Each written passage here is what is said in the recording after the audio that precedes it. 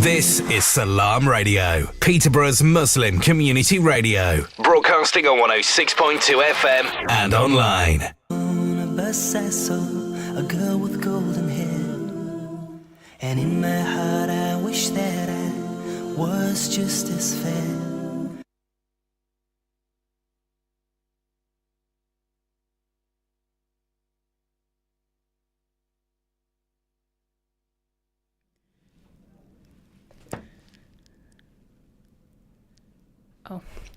Assalamu alaikum, good evening, and welcome to the Community Connection with Eva and Nisha. We're a new show, it's our first time doing a full show, and this is the show where we showcase everything that community means to people in Peterborough, the challenges our community faces, and how we can all make it stronger. This show is going to be full of opportunities for partnership working, for making connections that our audience can tap into as well. Nisha, how are you today? Alhamdulillah, I'm good. Assalamu alaikum, Eva. Wa alaikum salam. Very happy to be here, alhamdulillah. Definitely. Very happy to be talking to you at home and bringing all the positive stories from the community into your lives. So, Nisha, today we're going to be just talking a bit about ourselves, how we got into community work, introducing the show, introducing our backgrounds. So to kick us off, tell us a bit about how you started working in the community. How did you end up doing the job you're doing now? Okay, so it has been quite a journey for myself. Never thought I'd be ending up being a communities manager in Peterborough City Council. Was never a thing for me, actually. Lacked knowledge in what community was. I've always heard about it, but knowledge in terms of as far as it goes, it would probably be the Citizen Khan show. Right. you got Mr. Citizen Khan, like being it's like a comedy, isn't it? For those of you who know, but it's just one of those things that not a lot of people, if you're not in the space, you don't understand it. Yeah. So my involvement in community started when I moved to Peterborough about 5 to 6 years ago. I'm from a legal background, so my whole career was based on doing a law degree, doing a legal practice course, becoming a legal assistant, and gone through a lot, became a probation officer, an asylum immigration officer at a detention centre, and ended up in litigation. So it's totally different from what I'm used to. Yeah, very different. Yeah, so then I saw this job come up whilst I wanted to relocate to Peterborough. I saw it at the City Council, which was to do with grant agreements for our integrated community strategy programme. So I worked with legal to draft those grants, and my main role was to do reporting.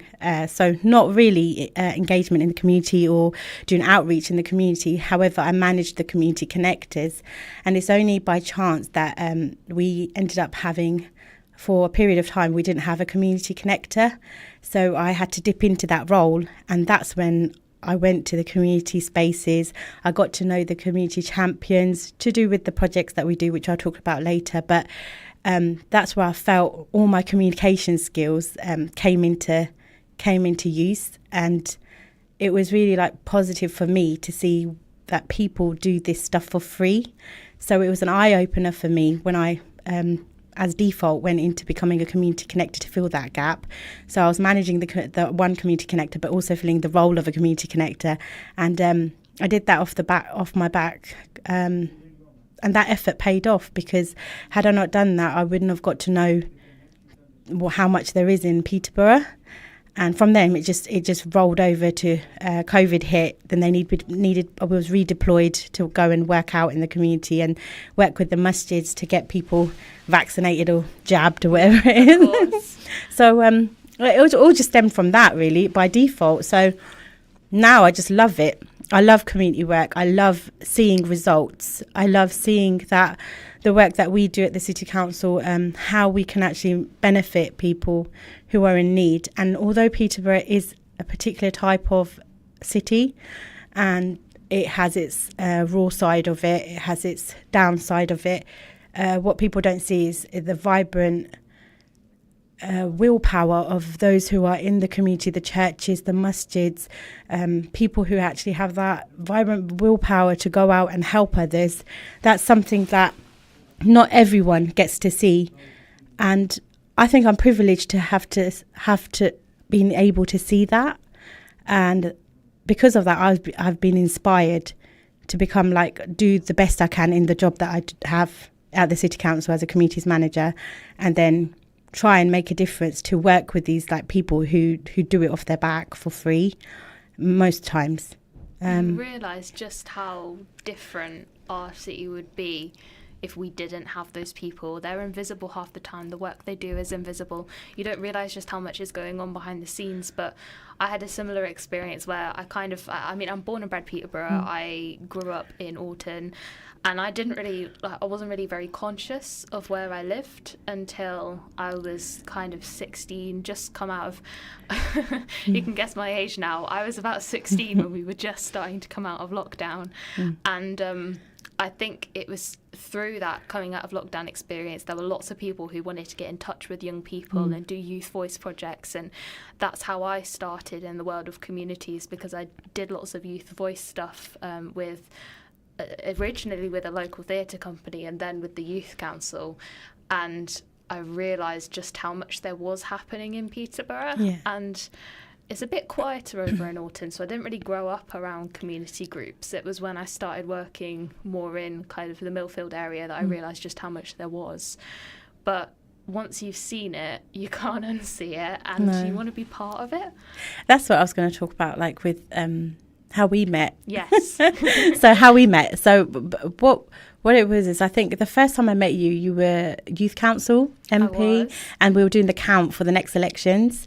So I got to see some of the great people from our community there. There was Ubaid there, who the first time I met him, quite a large, mashallah, chap. He was listening in a good way. But I always thought he was like a youth worker or something, but he was a young lad. And so I got to see the youngsters, if that makes sense.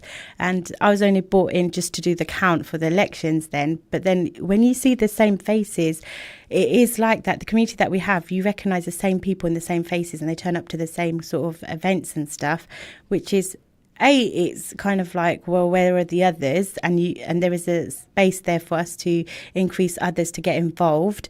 However, it's nice to see that those regular faces are trying to make a difference in Peterborough, if that makes sense.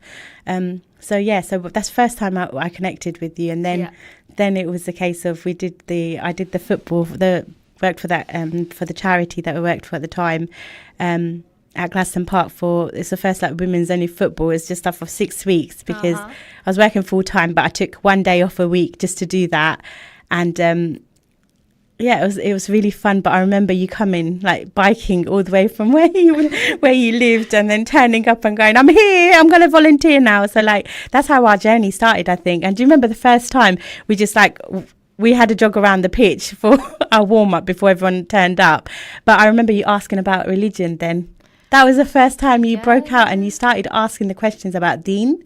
Yes. So I was a new Muslim. You were a new Muslim at the time. I reverted pretty much on my own. There weren't many Muslims at my school. I didn't have any Muslim friends. I found the Deen through the internet. Yeah. And it wasn't until started just getting out and about in the community that you feel your questions were really good questions, and you it spend your life around Deen, and it just, that barrier between work and faith and community all gets blurred, and I think that's the best way to live. But just on that point, because of you, I was having to polish up my knowledge because the questions you came out with, you're a very intellectual young girl, and I was alhamdulillah, the Deen is something that I've always had and Allah's blessed me with, but I had to question things and try and get the right information, because you were Riva at the time. And I think our journey of community work and Deen, it started to get, I feel like it started together for me. The impact you had on me was positive.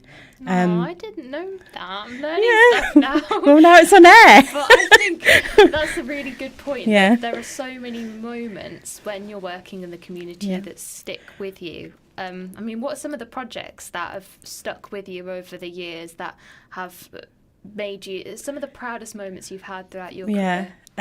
Proudest moments, I think, obviously, there's a space where I have to do it for my job, and some of the projects have stemmed out of that.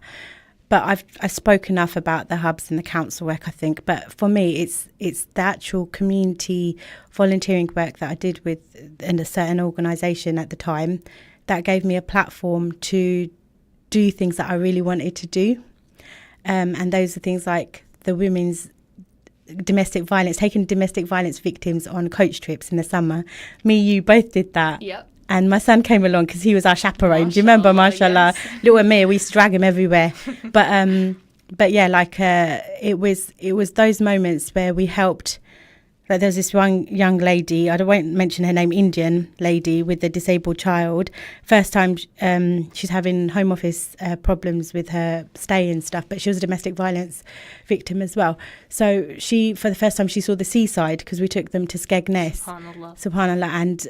And he was like, the boy had learning difficulties, but he saw the sea for the first time. And it's moments like that when you think it's worth it, you know, like it's worth bringing that joy to people. And that's off the back of planning, taking time off work, bringing yourself on board, you know, volunteers, and then like having a coach full of women, like 75 women. Feel sorry for the coach driver, but you know, making sure that they've got water, that they're safe, and you have that responsibility on them as well. But that's one project that I really love doing. The rest of them just come and go. But I think I did start a trend with the women's only thing. Yes. I did notice that after I started the women's only, other organisations started doing women's only activities, which is a challenge in our community. Yeah, because we try and do things separately, but sometimes that means that it doesn't happen for the women at all, and it takes someone to step up and fill those gaps. I feel like that's a lot of what community work is spotting something that's not happening and just deciding, well, no one else is going to do it, someone has to, and you take definitely the lead. And what it is we've done a few, like through different hats of volunteering and stuff, but we've done a few projects, and it's actually just having that understanding of deen as well and communicating that to non-Muslims, because when you're doing a project, I'll give you an example. So boxing for women, right? We've done this with Top Yard for a couple of times where we've tried it out for women's only boxing. But they're hijabi women that don't want to have the hijab on when they're doing boxing. So it defeats the purpose having a male boxer there. Yes. So it's that little understanding that, okay, it's women's only boxing, but then if you have a male boxer, then there's no point. You're gonna sideline a lot of the niqabi or hijabi sisters who don't like free mixing. So our community, they do want to do, so the women that I work with, they do want to do exercise, but it's to create that opportunity, and we're still lacking behind on that.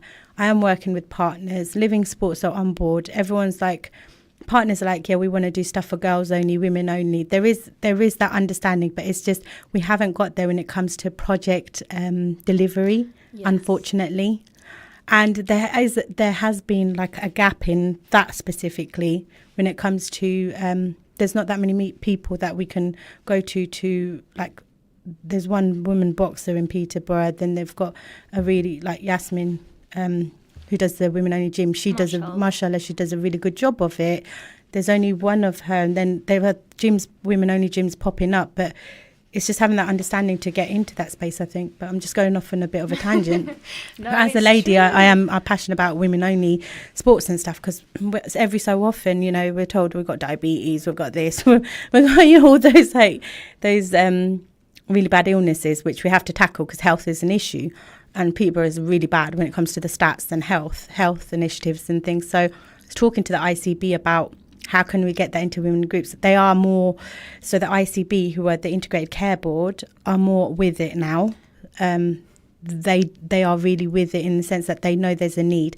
But again, we need people on the ground to create those opportunities. You need partners on both ends, definitely. And I think one of the things that's been proven through COVID and through various different projects that you've seen throughout their lives from the perspective of the council and also from the perspective of a community group is that people spot a statistical trend where one community has high levels of diabetes, or this community's got high levels of youth violence, and people spot a statistic, and the next step is to hand over the leadership opportunity to the community that knows the challenge best. Yes. And I think that requires leaders to have those strategic conversations. It requires people with skills, like you were talking about. Who's going to run the boxing sessions? Who has those technical skills to do that work?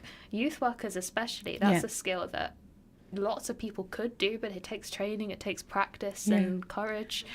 And I think we need to focus on building will in those bodies that have money and have power to say we're going to do something about this challenge in the community, and people who are on the ground who are able to say, okay, give me some funding, give me an opportunity, and I know these people best and I know my trade, and we're going to build something. And that's where community empowerment comes in. Yeah. There's an element of that, because I've seen it where there's organisations that are doing brilliant jobs for 15 years, 14 years, and they're tired, they're exhausted, they're like, our costs are going up, there's not enough funding, but there is a lot of funding out there.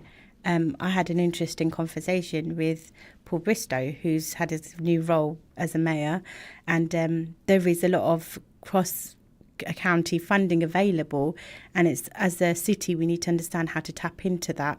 And being from the local authority, I understand we're doing our best and we are trying to tap into that funding, but having someone like him who is knowledgeable and who is trying to bring it back into the city, it does help.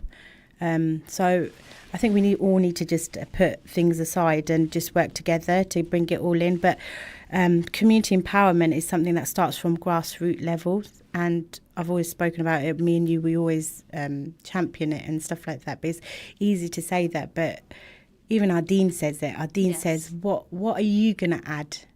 What opportunity are you going to add into the communities? And that's another thing. Since I've been doing community work, every time I listen to the khutbah, I am from UK, I am Khadija Mosque, and I listen to the khutbah on Fridays. I try every Friday, and every single khutbah I've listened to, whether it's whatever mosque it is where I've prayed out of town or out of city or whatever, it always comes back to community.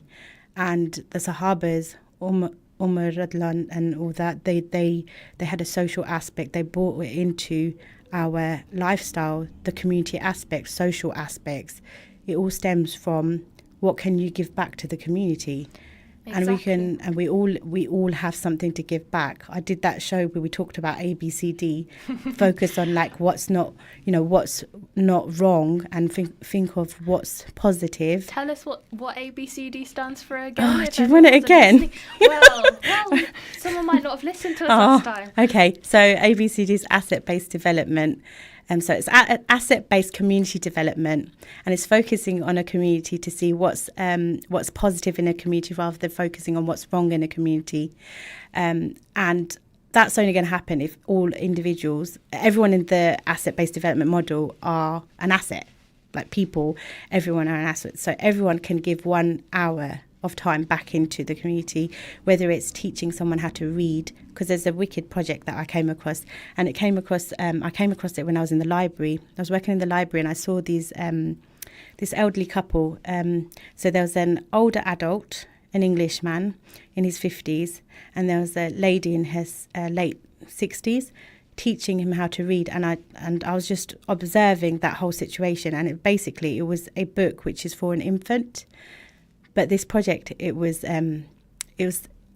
a reading project basically where adults teach others how to read. So there's a high proportion of people in Peterborough that can't read and write, and it's not just people who are basic foreigners. It's not foreign people. It's English people. It's Indigenous people from the UK. And do you know one thing I've noticed is when I've always wanted to do something, Allah subhanahu wa ta'ala always gives me an opportunity somewhere. So I was watching this couple and I was thinking, are they doing it as a voluntary thing, or there must be a project behind it, and how beautiful would it be if we rolled it out? And no lie, about 2 weeks later I had an email from Kingsgate Church saying that they have this voluntary group that have come into their church, and I've forgotten what it's called again, but it's called Read Something. And what it is Read Easy or something like that. And I did a post about it, but basically they came forward and they said they want to roll this project out into the community hubs that we have, which consists of masjids and churches and stuff. So what I'm saying is the people that volunteer for this project specifically, they give 1 hour a week back just to teach people how to read. Just going to put you on pause for a second. It's time for Maghrib Adhan now, so we'll be back in a couple of minutes. You're listening to Salam Radio, and it's now time for Maghrib Azan. This Azan is sponsored by Children of Adam, changing lives in Peterborough and across the world since 2013. Allahu Akbar, Allahu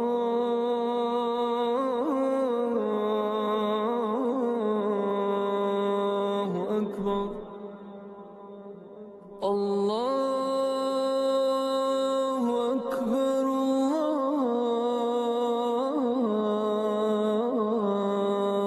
Akbar. Ashhadu an la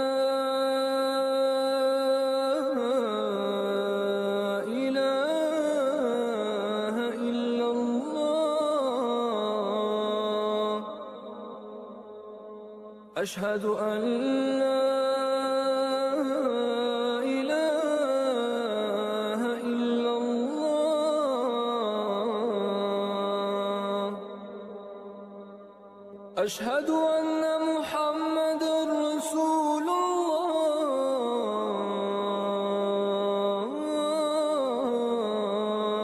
الله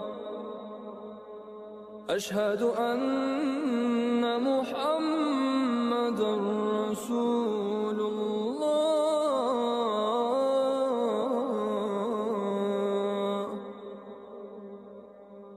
حي على الصلاة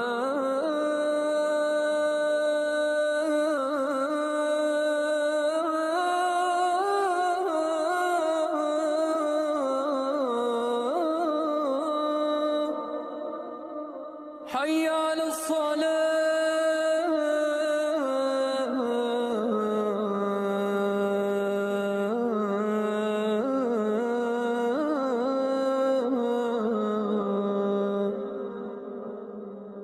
حي على الفلاح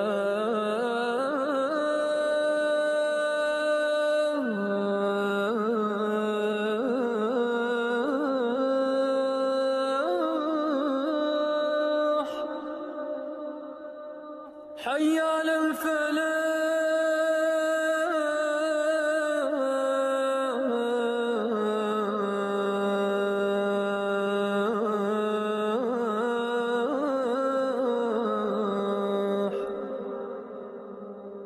الله أكبر الله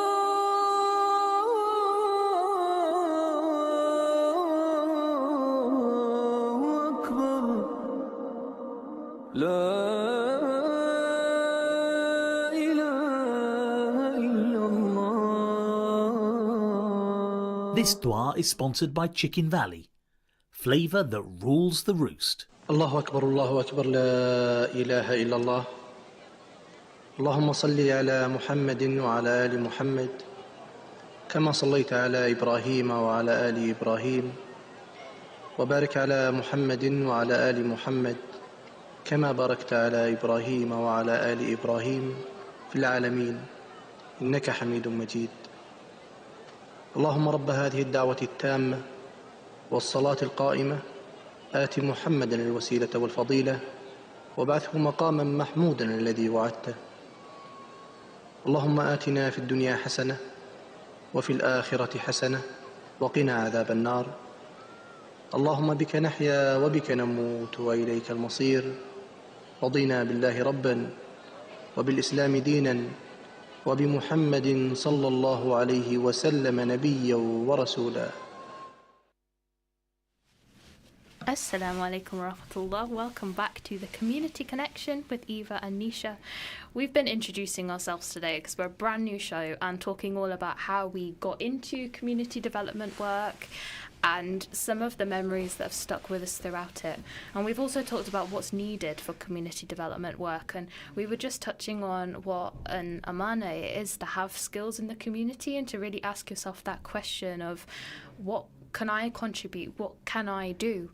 And after the break, we're going to be talking a bit more about how you can get involved in the community if you're sat here thinking, actually, this is something I'd like to get more involved in. What can I bring to the table? But Nisha, how has community work changed your life now that it's gone from being something you just found your way into to being pretty much your full life at the moment? It is my full life, I must say so.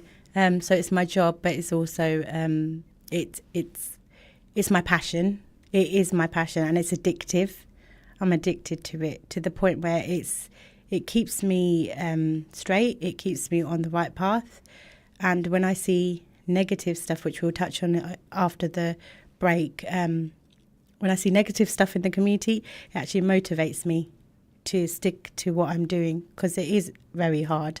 It does get quite draining sometimes with all the hours that I put in, but it's definitely worth it. Definitely. Yeah. It can be a hard life, being whether you're employed to work in the community or whether you're a community leader on your own time. But the reality is that anyone can be a community leader if you care enough and if you're able to make as much time as you can. We'll be back with you after the break, inshallah. Thank you for listening to the Community Connection, and we'll speak to you soon. Stay tuned to Salam Radio after this short ad break. Craving top quality fried and grilled chicken without the high price tag? At Sam's, we make every bite unforgettable. From juicy chicken to mouth-watering burgers, taste why we're the best in town. Visit us at our brand new restaurant at 33 Westgate in the city centre or our second spot on Lincoln Road. Prefer delivery? We're on Just Eat, Uber Eats and Deliveroo. Sam's, serving up amazing chicken across the UK for over 30 years. Fancy the true taste of Middle Eastern Kurdish food?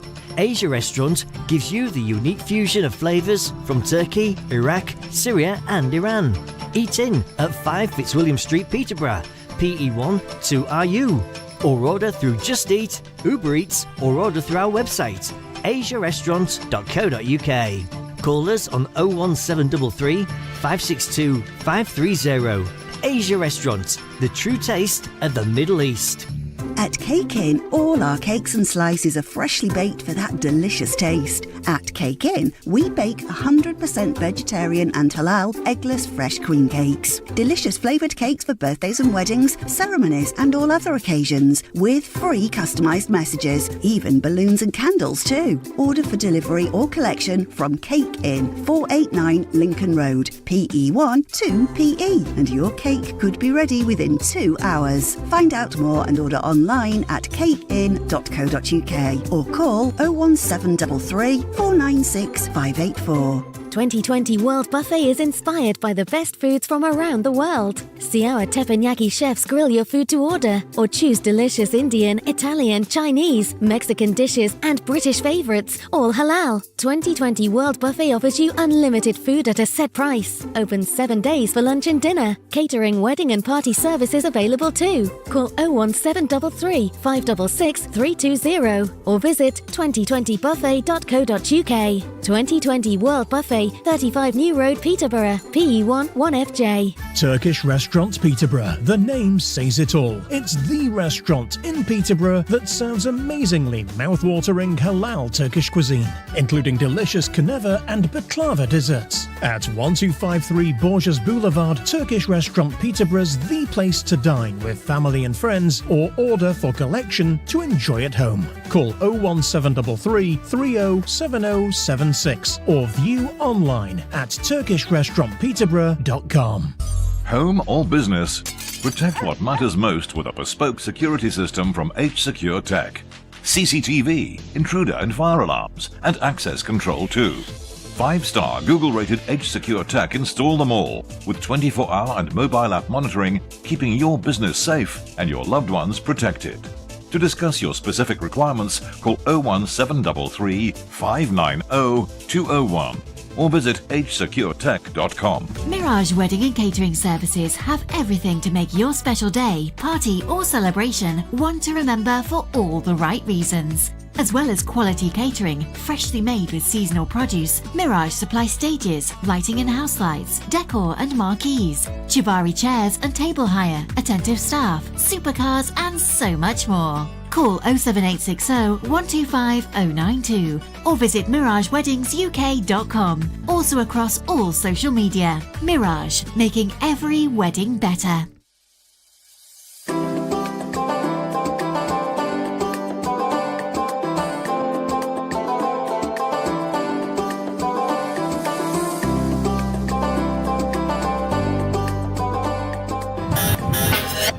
You're listening to Peterborough's community radio, Salam Radio. Salam Radio. 106.2 FM.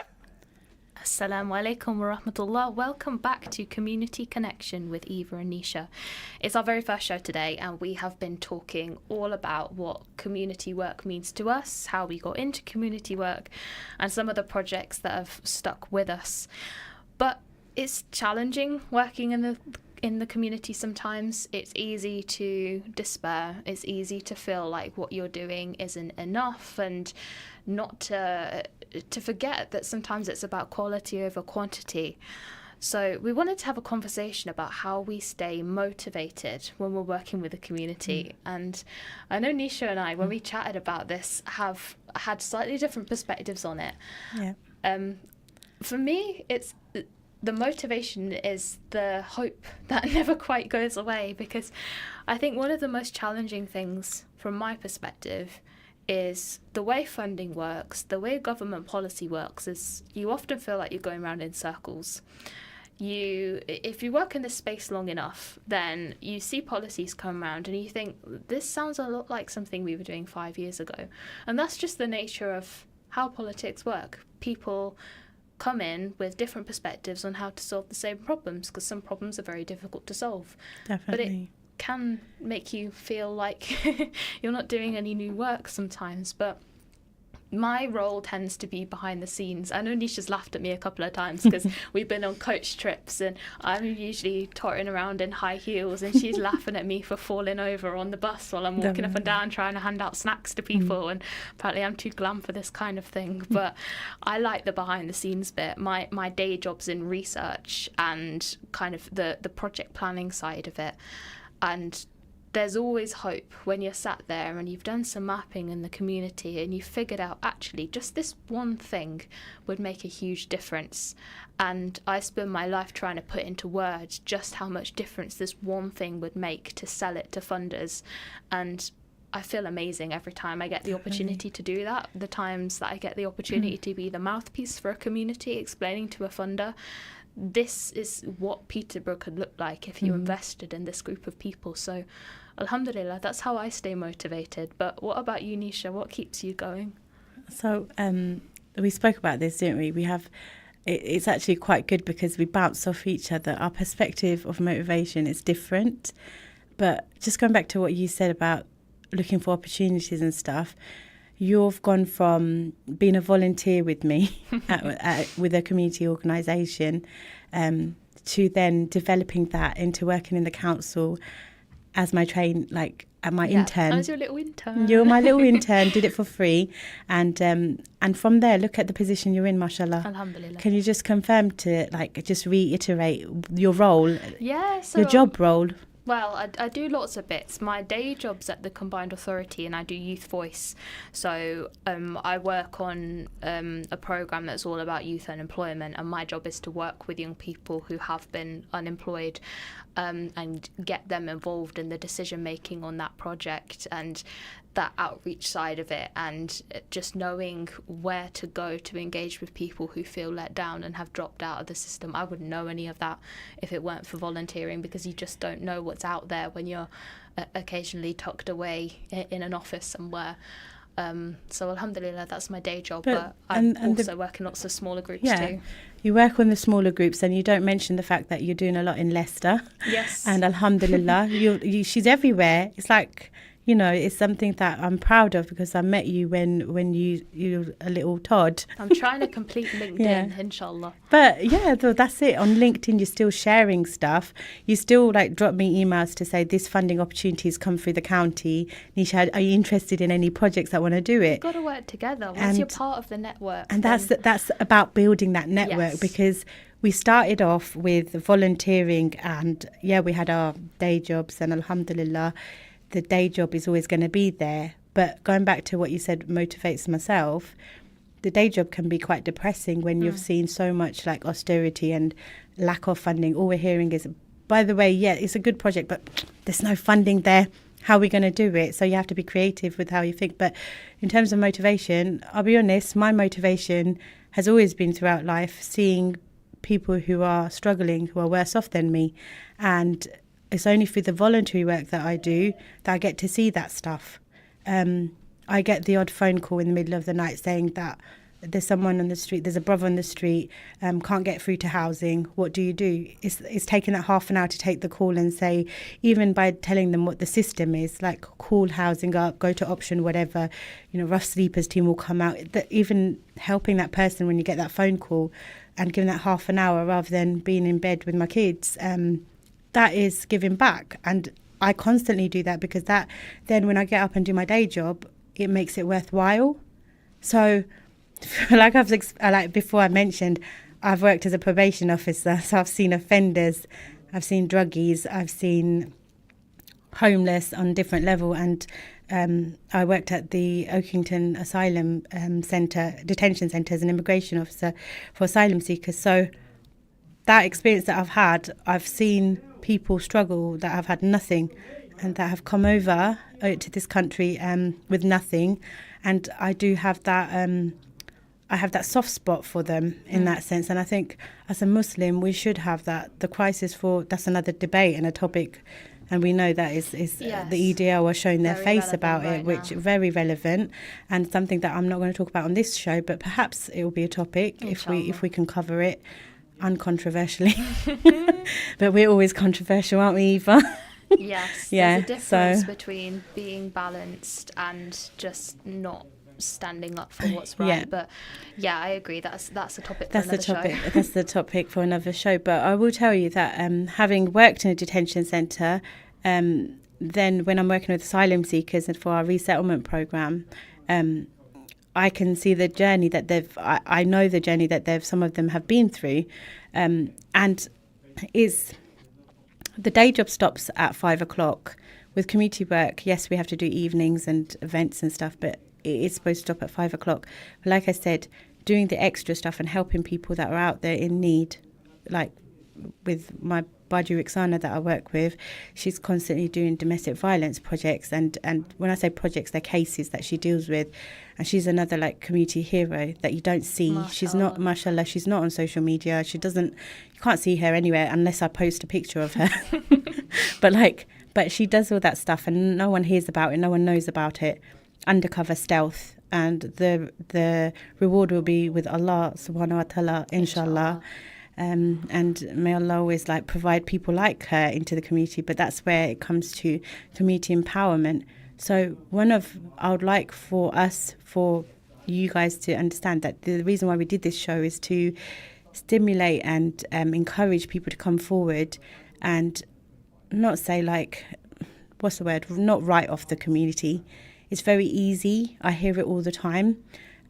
Sometimes family members, say oh, is this a part of your job? How comes you're working so late? Yes. And you get that all the time. And then I've seen it a lot of the time with brothers and sisters that are working in community organisations saying that, oh, there's lack of funding. Sometimes I think, is it worth it? My family's if I did a taxi driving for 4 hours, I would make an income. Whereas with this community work, what's the point? But you don't see what's the point until you feel it.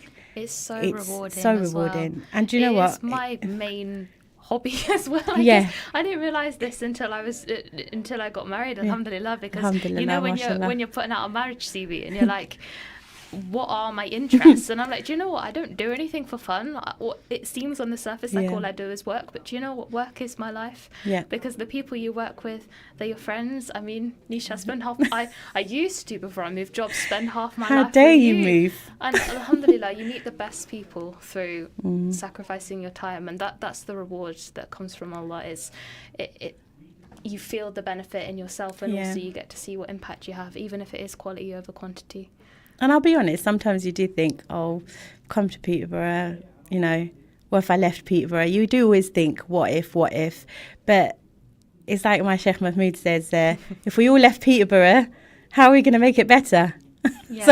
So it's it's one of those things that you have to stick to it, and the reward is there. The reward, you can't see it immediately, but I can promise you I've seen the rewards in my children. The extra time that I give for the community work that I do, it showers on my children, and it's in the way they are.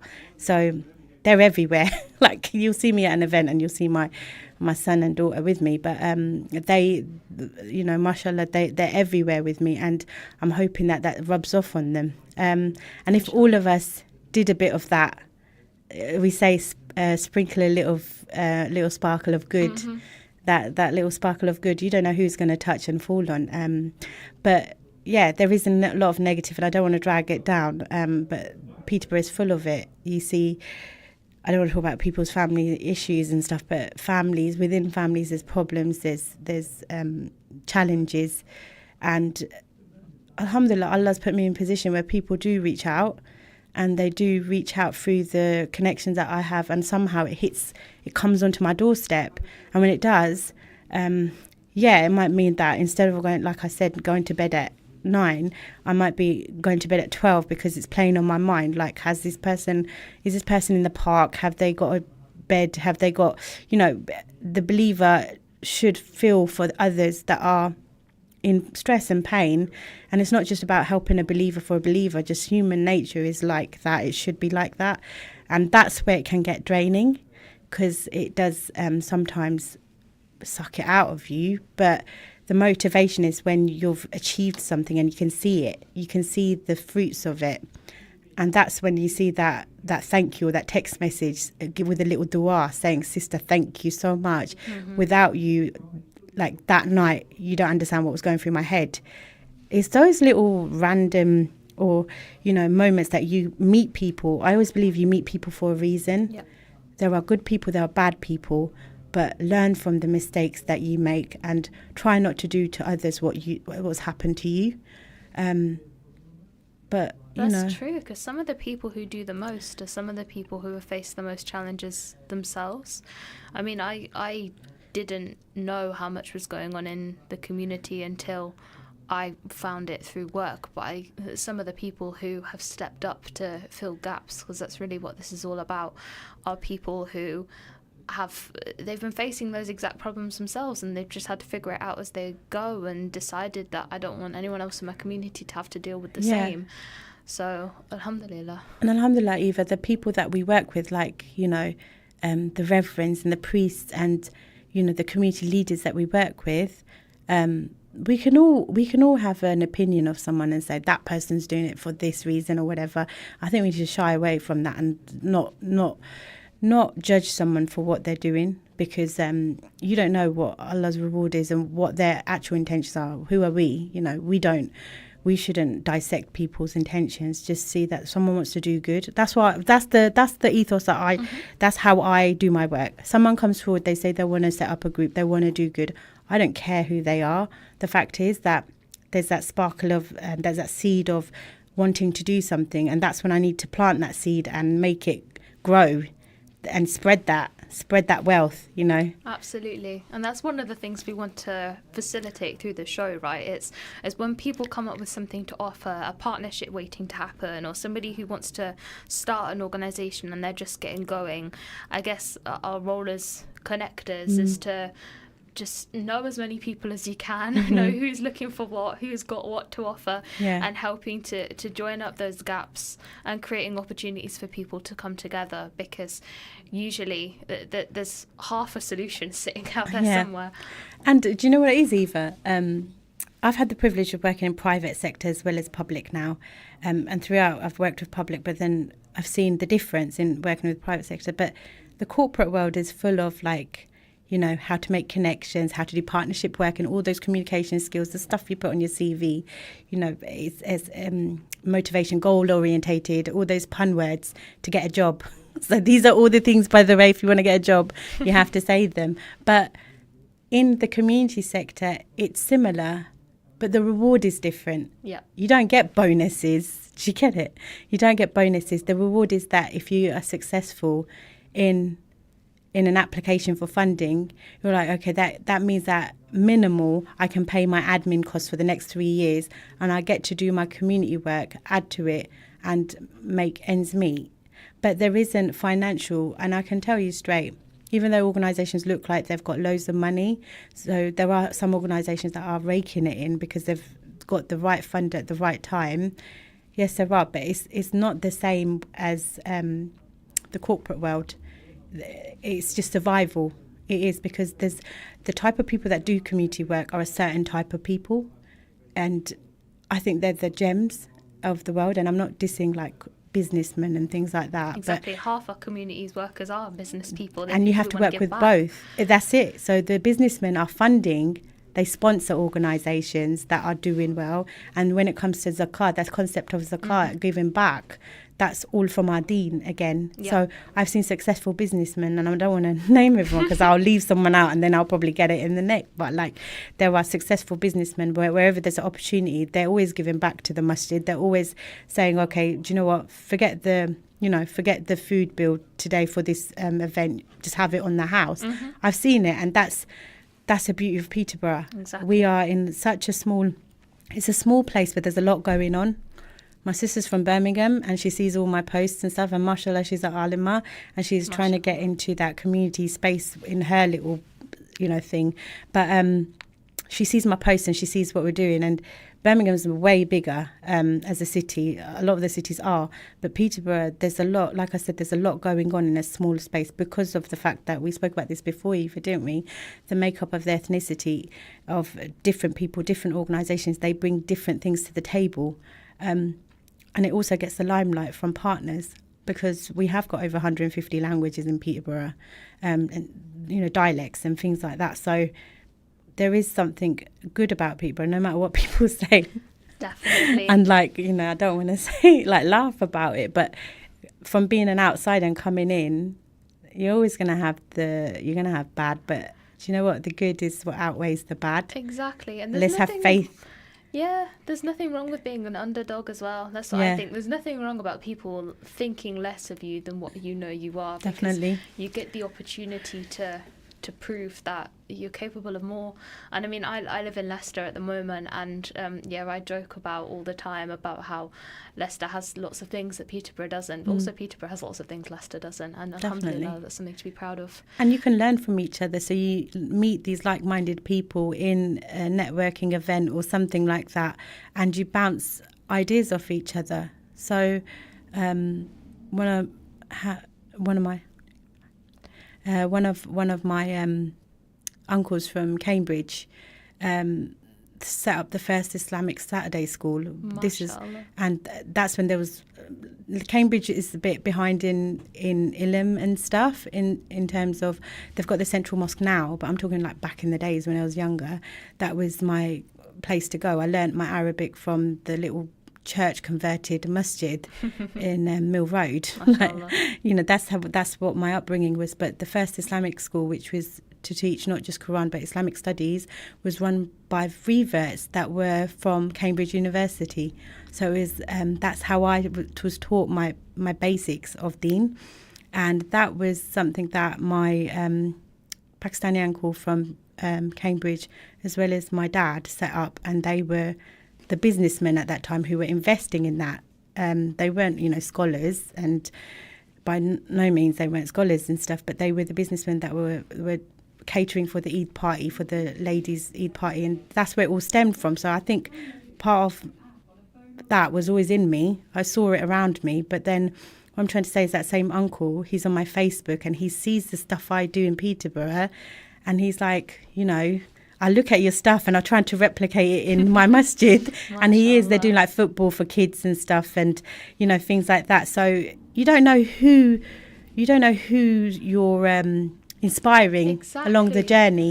And that's what I want to say to youngsters, oldsters, whoever, give your time, give an hour of your time, and you don't know who you're going to shower that blessing on. And I think the other beautiful lesson from what you just said about how business people and academics and people from all different backgrounds, young, old, different ethnicities, came together to meet a need. You started off the show by saying that your initial impression of the community work was like Mr. Khan, community leader. Do you know what? That was the same for me. I laughed when you said that. But Susan Khan. Well, yeah, the reality is that anyone can be a community leader. And the best thing is when people come from different backgrounds with different professional skill sets, different cultural experiences. So to wrap us up, what can people do if they want to get more involved in the community? Where do you start? Okay, so Facebook in Peterborough is is where community stuff is shared. I know that there's like Insta and all these like I hate TikTok and stuff, by the way, and I probably shouldn't say that. But social media is something that I'm not very hopeful of. But with Facebook, it's something that I share stuff on. It is, we have a Facebook page with our communities page, but I've noticed that that's where community stuff happens. So if you ever want to do something, then look at those current projects that are going on, like whether it's a coffee morning for Jalabib or whatever, like, you know, there's always stuff on Facebook. Get in touch with those organisers and I can guarantee you they will never turn you down. And we have 22 cost of living hubs, which are like churches and mosques, and they're always looking for volunteers. If you want to go on to the Peterborough City Council pin, you could just put cost of living hubs and there's a list of 22 organisations. Like I said, go into that. There's contact details on there. You can contact them. But start off by doing something small, I would say. If you really want to do something before, it's like, for me, when you say volunteering, you always thought about Red Cross and big things when I was younger. You didn't think about how you could be a part of like community sort of thing. So if you want to make that step, start off by thinking of an idea and just do it. Just contact an organisation and volunteer a couple of hours to get that confidence, or think of an idea in a project and just get with a handful of you together and just find a space, hire that space out, go and get a free space. A lot of the masjids are giving free spaces for 1 hour and do what you want to do. It's all about what you want to do, because you start off by doing things that you have an interest in, then it's going to go well.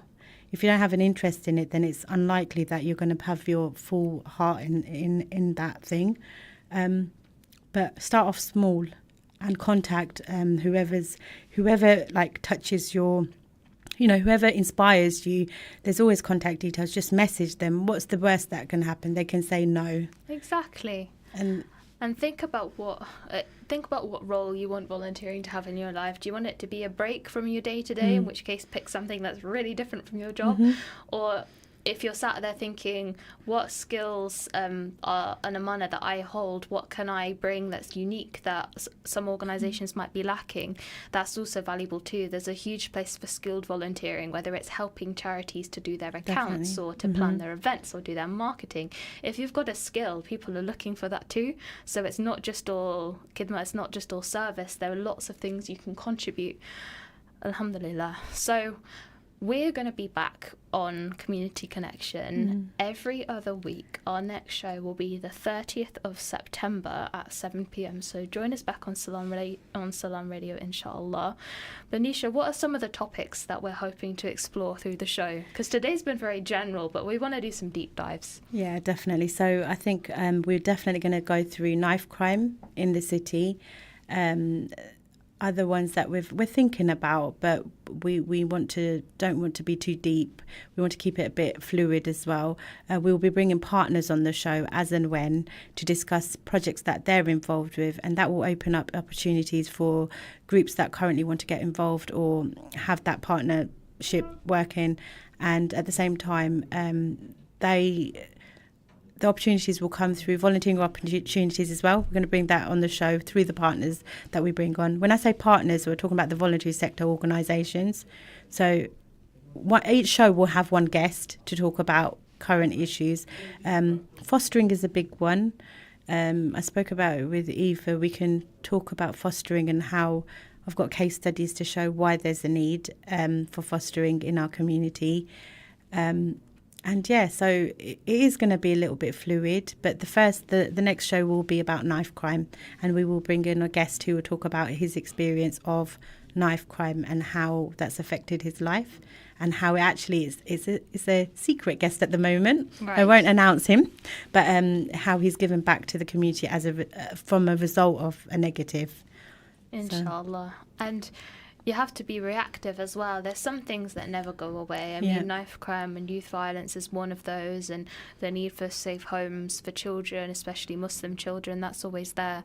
But we'll also try and keep up to date with what's important to the community at the moment. So please do get in touch with us. If you're sat at home listening, give us a ring, send us a text. We'd love to hear what topics you'd like to hear discussed on the show, which Definitely. organisations you'd like us to platform, what's an issue that you've seen and you don't feel like anyone's doing anything about it. Challenge us to bring you a guest. Challenge us, and also come forward. There are sisters that don't get the platform usually. Come forward. We can always consider what you want to speak about. We can run it by, and then we will try our best to get these issues out so we can talk about it. So sometimes it's good to talk. It's very important to talk. And it's not just complaining and focusing on the negatives, because sometimes that's how you get to the bottom of what an issue is. I spend my life doing theories of change, which is a very kind of logistical way of explaining, getting to the bottom of what the issue is and what we're going to do about it and what a good outcome looks like. So, Nisha, it's been lovely to sit down with you tonight, and we will be back, as I said, in 2 weeks' time on Tuesday, the 30th of September. Please do get in touch with us. You can text or call Salam Radio. You can drop us a message on Facebook. We look forward to sitting down with you again in 2 weeks' time. Once again, we've been the Community Connection. Thank you. Assalamu alaikum wa rahmatullahi.